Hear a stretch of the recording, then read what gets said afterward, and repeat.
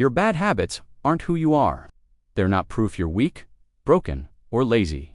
They're simply brain circuits, predictable loops hardwired by repetition and dopamine. And here's the shocking truth. Once you understand the neuroscience behind habits, you can rewire those circuits and break bad habits forever. But let's start with a trap most people fall into. You try to fight a bad habit with willpower. You swear you'll stop scrolling TikTok, quit smoking, cut sugar, stop procrastinating. But a week later, you're right back in. You think it's because you're undisciplined. Wrong. It's because willpower is like a battery. Small, fragile, drains fast. Neuroscience proves bad habits live not in the part of the brain that thinks, but in the part that automates the basal ganglia. Habits don't ask permission from your prefrontal cortex, the conscious part. They fire silently like shadows. To win, you don't fight harder. You rewire deeper. Here's how habits actually work. Every habit is a loop.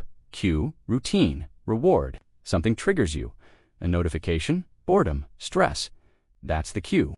Then you perform the habit. Checking your phone, eating chips, biting nails. Then your brain delivers the reward. A splash of dopamine. That reward isn't satisfaction, it's learning fuel. Dopamine says, remember this loop. Repeat it tomorrow.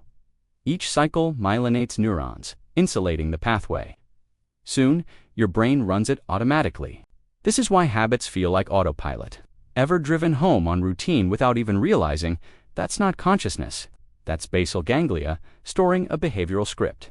Bad habits are just scripts, rehearsed 1,000 times until they feel permanent. But neuroscience gives us the back door. Anything learned can be unlearned. Circuits unused eventually weaken. Neuroplasticity is real. You can change. So why do habits stick so stubbornly? One word: dopamine. Dopamine isn't satisfaction itself, it's anticipation. That's why the craving feels stronger before the cigarette than after. The brain learns the cue itself predicts reward. That's why seeing a donut spikes dopamine harder than eating it. Once a habit has hardwired a cue dopamine link, resistance feels impossible. But here's the breakthrough. Dopamine doesn't care if the reward is good or bad. It just seeks repetition, which means you can redirect the system. How do you break bad habits with science? First step: awareness. You can't rewire what you can't see. Journal your triggers. Notice what time, what location, what emotion sparks the loop. Neuroscience shows bringing unconscious cues into consciousness activates your prefrontal cortex, weakening the basal ganglia's monopoly. Awareness literally lights up brain regions that help you regain control. Step 2: replace. Don't erase. Habits live in chunks. If you just stop, the brain craves the old dopamine. But if you replace the routine with a different behavior that satisfies the same cue and reward, the brain adapts. Example: stress hits cue. Old routine equals smoke. New routine equals 10 deep breaths or push-ups. Reward equals dopamine.com. Same loop, better routine. Scientists call this habit substitution. Deprive the loop entirely and relapse skyrockets. Redirect it and pathways rewire. Step 3: change your environment. The brain is context sensitive. If the candy jar sits on your desk, your cue fires 20 times a day. If the jar doesn't exist, the loop can't trigger. This isn't lack of discipline, it's neuroengineering. Studies show environment tweaks predict success. Smokers who removed triggers quit at higher rates. Alcoholics who changed social circles relapsed less. Willpower collapses, but architecture holds. Step 4: shrink the friction. Habits are efficiency tricks. Your brain wants fewer calories per action. So if you want to grow good habits, reduce friction. If you want to kill bad ones, add friction. For example, delete social media apps so opening them takes extra steps. That tiny delay breaks auto loops. Conversely, lay gym clothes out at night. So working out has zero barriers. Neuroscience calls this choice architecture. Sculpt it, and autopilot works for you instead of against you. Step 5: repetition and patience. Habits carve through myelin, the insulation of neural pathways. The more you fire, the thicker the pathway. Bad habits. Thick highways. New habits. Dirt paths. The only way to flip is repetition. Hebb's law. Neurons that fire together wire together. Every new rep strengthens alternative roads, while the old ones weaken from disuse. That's why consistency matters more than intensity. Daily rewiring, not heroic one-offs, breaks a habit forever. Now here's the deeper layer: identity. Neuroscience shows habits root deepest when linked with self-concept. If you say, "I'm trying to quit smoking," the brain still sees smoker identity. If you say, "I don't smoke," "I'm not a smoker," the brain aligns action to identity.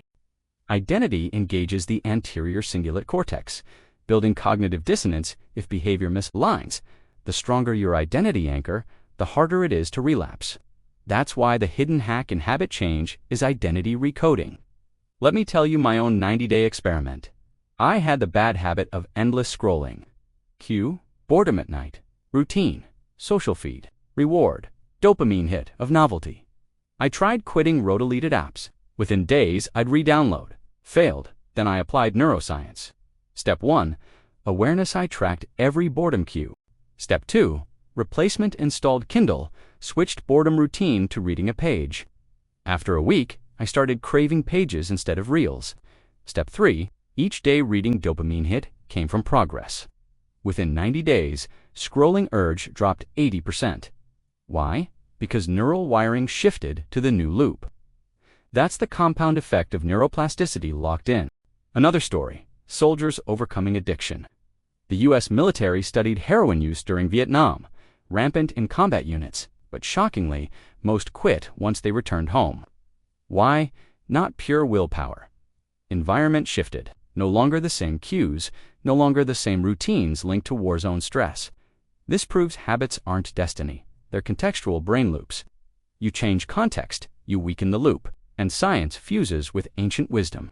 Meditation, for instance, lights up the prefrontal cortex, growing gray matter for self-control. Gratitude journaling floods dopamine pathways adaptively. Sleep restores the hippocampus so willpower isn't drained.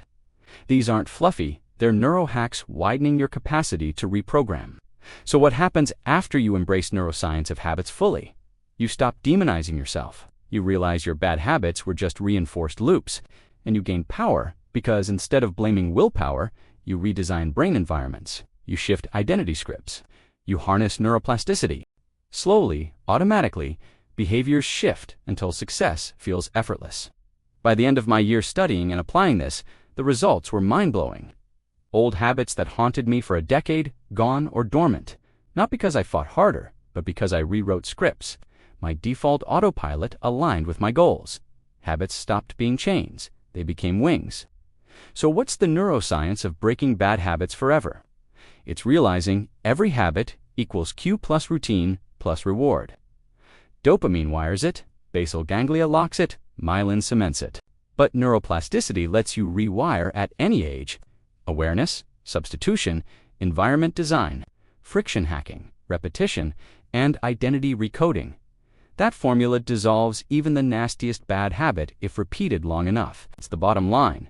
You are not your habits. You are the architect deciding which neural highways to pave and which to abandon. Motivation won't free you. Shame won't free you. Science will, because once you reprogram your brain, the old loops die quietly and new habits run forever. Don't fight autopilot. Rewire it. And when you do, your bad habits won't just end temporarily.